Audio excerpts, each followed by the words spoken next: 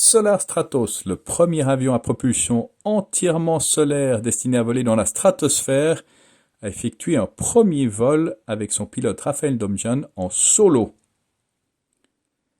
Wright Electric teste son premier moteur électrique destiné à propulser un avion de 180 passagers, un projet qui est soutenu notamment par EasyJet. Toutes ces avancées technologiques de l'aviation de demain, c'est tout de suite en exclusivité sur Première Classe TV. Rafael Domjan, initiateur du projet Solar Stratos et pilote de l'avion solaire, a réalisé le 2 septembre dernier son premier vol en solo.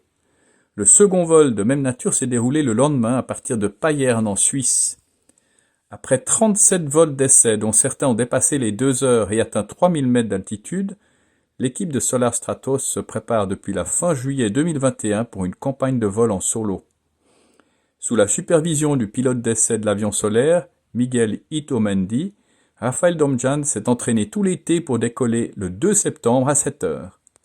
L'avion solaire est revenu se poser après des évolutions qui auront duré 35 minutes à 1200 mètres d'altitude. L'équipe de Solar Stratos est confiante de ces progrès qui devraient permettre de faire voler l'avion dans la stratosphère sans toutefois dévoiler de calendrier pour atteindre cet objectif. Dans le courant de l'été 2021, Rafael Domjan a pu tester en vol la combinaison spatiale qu'il portera lors du vol stratosphérique. Fabriquée par le russe Zvezda, qui équipe les cosmonautes, la combinaison n'était pas pressurisée lors de ce vol de test.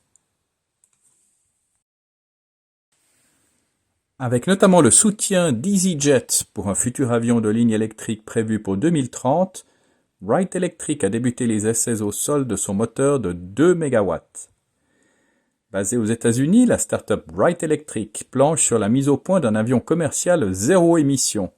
Elle collabore notamment avec la compagnie aérienne à Bakou EasyJet et a débuté les essais au sol d'un moteur électrique de 2 MW.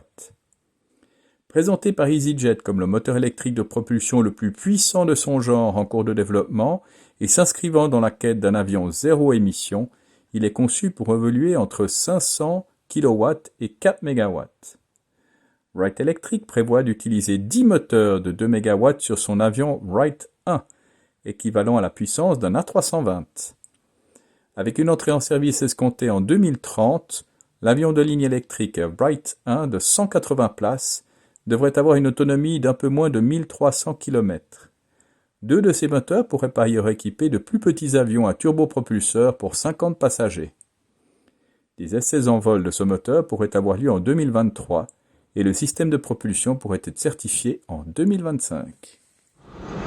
C'est ainsi que se termine cette édition de Première Classe TV. Si vous vous intéressez au futur de l'aviation, abonnez-vous à ces vidéos.